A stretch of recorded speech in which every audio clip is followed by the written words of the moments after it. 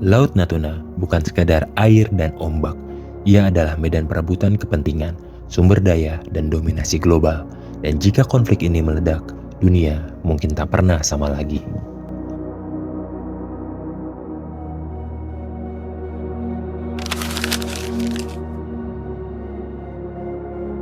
Laut Natuna berada di antara kedua kekuatan besar, Asia Tenggara dan Tiongkok. Di bawah permukaannya tersembunyi cadangan gas alam dan minyak senilai ratusan miliar dolar, jalur pelayaran internasional yang dilalui sepertiga perdagangan dunia, kawasan kaya hasil laut dan potensi energi masa depan. Laut Natuna bukan sekedar titik koordinat di peta. Di balik tenangnya ombak tersembunyi kekayaan yang tak semua negara punya dan tak semua negara mau melepaskan. Di dasar Laut Natuna tersimpan salah satu ladang gas alam terbesar di Asia Tenggara, Blok Natuna de Alpa, dengan luas area lebih dari 225.000 km persegi. Estimasi kandungan gas dengan 225 triliun kaki kubik gas bersih yang bisa diambil lebih dari 46 triliun kaki kubik. Itu setara memasok energi untuk seluruh Indonesia selama puluhan tahun ke depan.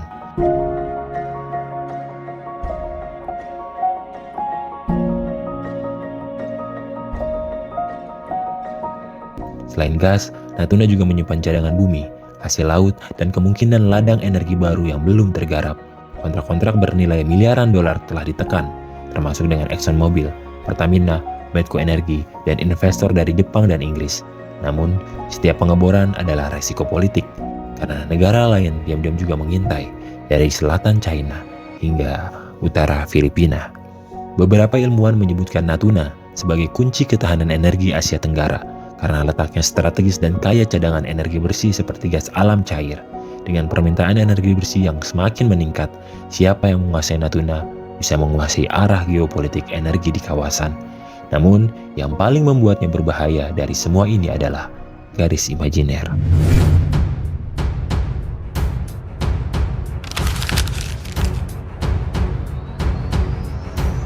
China menyatakan klaim sepihaknya dengan Nine Days Line, sebuah garis putus-putus yang membentang hingga ke zona ekonomi eksklusif Indonesia. Menurut Indonesia dan hukum internasional, itu jelas pelanggaran.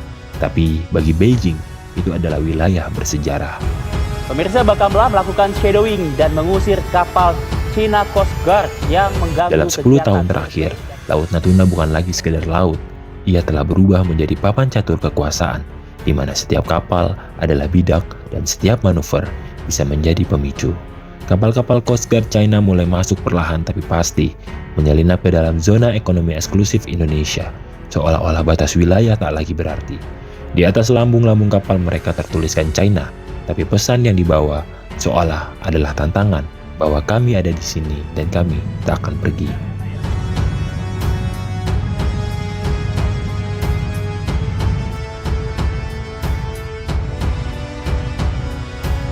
Indonesia mulai merespon. Kapal TNI Angkatan Laut mulai rutin patroli, radar ditingkatkan, dan di Natuna, pangkalan militer baru dibangun dengan satu pesan bahwa kami siap mempertahankan yang sah milik kami. Di atas kertas, Indonesia dan China belum ada catatan perang, tapi di bawah permukaan laut, kapal selam senyap bermanuver. Di langit, drone siluman merekam setiap gerakan, dan di angkasa, satelit militer dari 5 negara memantau dalam diam. Ini bukan sekedar ketegangan. Ini adalah permainan saraf, di mana yang pertama berkedip bisa kalah sebelum peluru pertama dilepaskan. Dan sejarah tak pernah lupa bahwa perang-perang besar dunia tidak selalu dimulai dengan deklarasi resmi. Terkadang satu insiden kecil, satu tembakan, satu kapal yang terlalu jauh masuk, dan domino mulai jatuh satu persatu.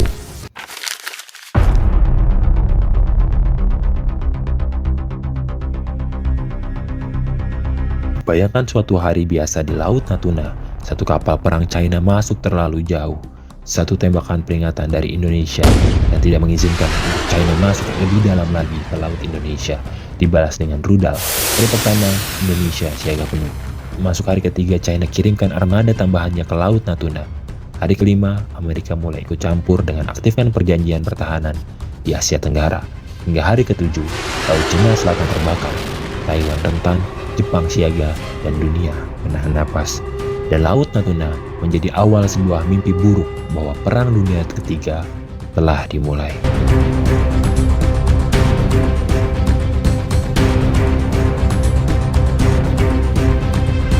Di satu sisi, Indonesia adalah negara kepulauan terbesar di dunia, dan di sisi lain, Cina adalah kekuatan militer terbesar di Asia.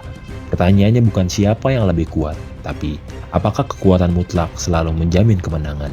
China boleh jadi punya armada laut terbesar di dunia, lebih dari 350 kapal perang, destroyer berpeluru kendali, kapal induk buatan sendiri, jet tempur siluman J-20, rudal hipersonik DF-21D yang dijuluki pembunuh kapal induk. Dan yang lebih berbahaya lagi, sistem peperangan cyber dan satelit mata-mata yang bisa melumpuhkan lawan, bahkan sebelum peluru pertama ditembakkan. Indonesia bukan negara superpower, tapi jangan anggap remeh bahwa kita memiliki jet tempur F-16 dan Sukhoi, kapal selam tenaga pasang kelas dan fregat cepat, pasukan marinir dengan keunggulan di perairan dangkal dan pulau kecil, dan yang paling berbahaya bagi lawan adalah medan tempur itu sendiri. Laut Natuna adalah rumah Indonesia, dan setiap pulau ada mata yang mengawasi.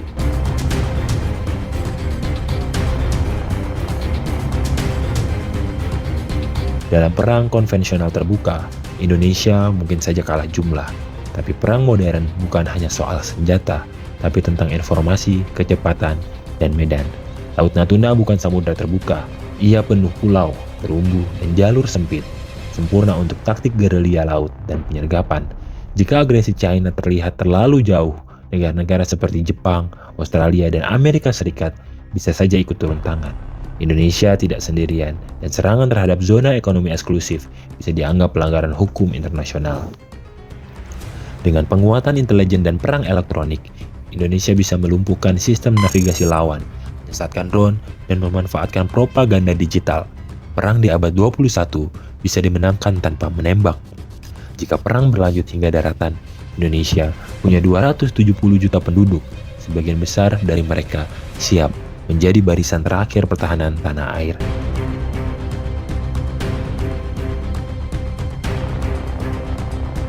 Inilah Laut Natuna, perairan yang sunyi di luar, tapi bergemuruh di dalam peta geopolitik dunia. Dan jika tak hati-hati, laut ini bisa menyalakan perang yang tak pernah kita bayangkan.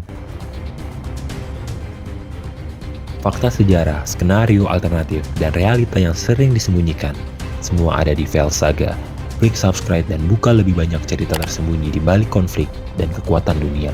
Karena tidak semua sejarah sudah berakhir, beberapa sedang menunggu untuk dimulai.